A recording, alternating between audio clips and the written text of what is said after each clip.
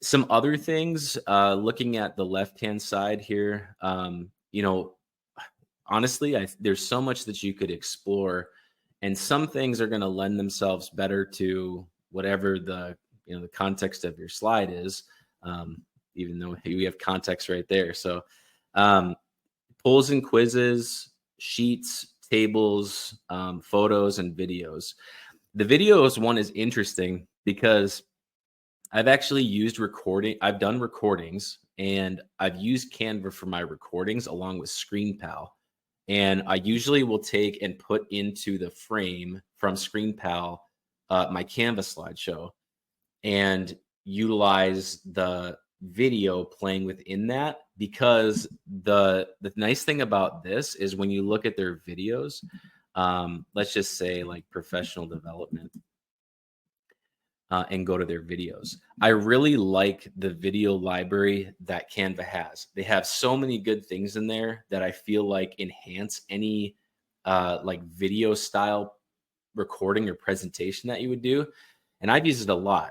The only thing that I have found that is a little bit frustrating with Canva in when you're in presentation mode is one of the things is the control at the bottom. Now you can hide the controls, but typically, I don't know if this is just me or it's something that happens to me a lot, but basically, when you're playing video and you try to go to the next slide, the video that's going to kick in, it usually will have a little bit of trouble loading, and I wonder if that's maybe because it's just too much information for the slide. So sometimes you'll get like a little loading circle, and then the video will kick in. But of course, when you're recording something and you want it to look professional, it's obviously you have to start over again, right? So I've had plenty of those moments where I'm trying to record something and utilize these really great videos, but I run into some of those troubles. So I definitely would recommend like putting them into your slides and embedding them, especially if you're just if you're doing a presentation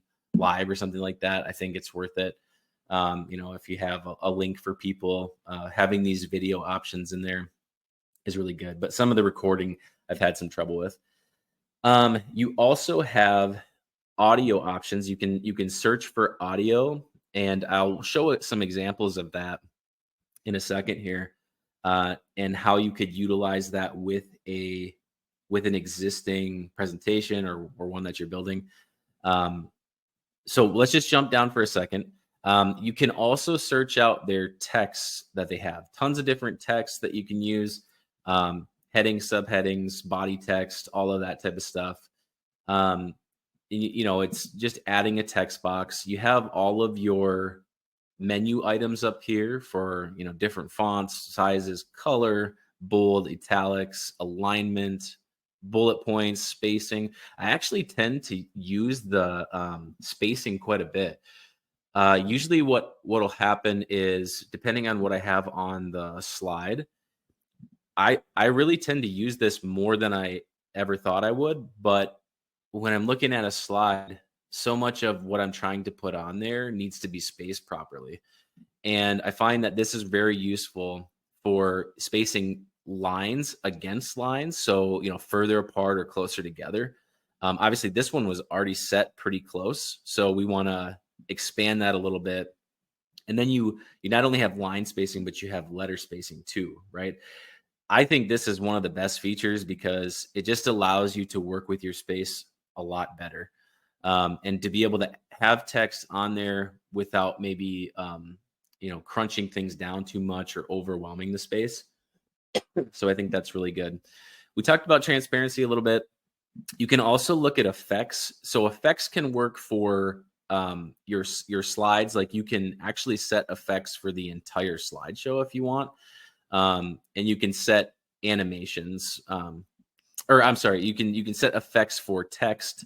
Like if you look here, like here we have lift. You can see some variations of text there. And if you want to do animations, one of the things that you'll find is with the animations, by default, it will be on both. So when on entering the slide and on exiting the slide, you'll see how it goes in and goes out. You can choose the intensity on that. So if you want it to be a little bit slower, you can move that down. You can also change the direction. You can change, there's spread, there's clarify, tons of different options here. So you can kind of play around with those and see what it is you want to do for that animation. I tend to, with my slideshows, I tend to like not overdoing it. Like, I don't want animations on everything in every single page. Um, if anything, I'll, choose a select few. Like, it might make sense for on the intro slide to have some sort of, unique animation that comes into the slide.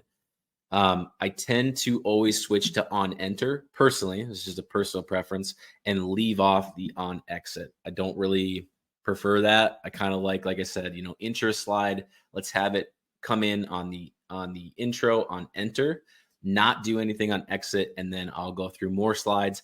And if it makes sense somewhere else, then I'll include animations again. And there's, like you can see, there's a variety of animations, right? I use typewriter quite a bit. I feel like that's one that you can see here. I kind of like that one. You can choose how fast you want that to come in, but there's some of the text animation stuff, and you can animate the whole slides. Uploads, tons of stuff here that you can do. I do uploads all the time. We can take one of like our friend Kevin Smith here, and probably the thing that I use the most, I don't know about you, Jeremy, but background remover, right? The ability to take something, and it actually restored the background when I went into that. But the biggest thing is the background remover. I find that I've used this quite a bit for editing our podcast stuff. While you have him on there, David, I think we should give a big shout out to Kevin here as we're talking about design elements and things. Yeah. I'm constantly reminded of the things that you're showing that, take advantage of your white space and, choose contrasting colors and, make sure that the items and the elements that you are going to use have like a consistent flow and reason for using them. And I think it's really appropriate that you happen to drop his picture in here. So, if that is something that other people are interested to hear more about Kevin's design principles, we had a whole interview with him that we will also link in the show notes. And you should definitely go check that out because I think he takes a lot of those principles and you can use Canva to really apply them. Yeah, for sure. That's a great episode. Kevin goes through a lot of things that are extremely useful, and I would say it is a good shout out because if you're working with Canva, right, the whole thing is you're designing things and you're changing things in templates. If you watch Kevin's episode, that will help you even more.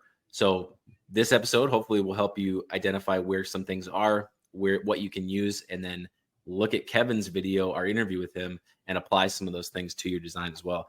I think that's a great point. So yeah, you can use the uploads. I tend to remove the background on a ton of things because I like to, like with our AI literacy for our podcast, right? This robot had a background. I removed the background, and then it sits there in that space without the distraction of the background or, making it look disjointed or something like that. So, there are some tools you can play around with too. Drawing shapes again, lines, sticky notes, text. I think again, it's very context specific to what you're trying to accomplish, but tons of things on here. A couple other things, you can. One of the best things about Canva is the ability to adjust things very easily. I would say it is extremely user friendly in terms of being able to edit like a pro and be able to modify things easily. A couple menu items here. You can easily move slides down if you want to, just within the space that you're working. You can also do it from the pages part too, or look at the grid view. That's some options. You can hide the page. So if you're, presenting it, you can hide that from view. You can lock it. You can duplicate it. You can delete it. And then here you've got the ability to add a fresh page as well. So tons of different things you can do there. Then you get into like the sharing and presenting. There's a variety of options. Presenter view, if you write any notes at all, the notes will be available to you as the presenter. So very much akin to like, I haven't used it in a while, but PowerPoint, right, has this feature where you can see your notes and be talking through some things while showing the content to the viewer. So that's pretty helpful. Present and record. This allows you to put yourself with a webcam into the presentation and then autoplay. Sharing, there is a ton of stuff that you can do. I tend to use the public view link a lot because with my presentations, I will often have like a bit.ly link and I will give them access to the public view so that they can have that on their device as well. I tend to use it a lot, but if you click on present, if you click on, we want to actually click on see all. You'll notice that it's not just limited. So one thing to be aware of is that if you're in share, you'll only see these options. You'll want to hit see all in case you're trying to do like LMS integration. You want to go, send to a phone, embed, website. You got Google Drive, Microsoft, OneDrive, Dropbox, tons of different options here. Social sharing, messaging out. It's just limitless. It's crazy. So a lot of good stuff there.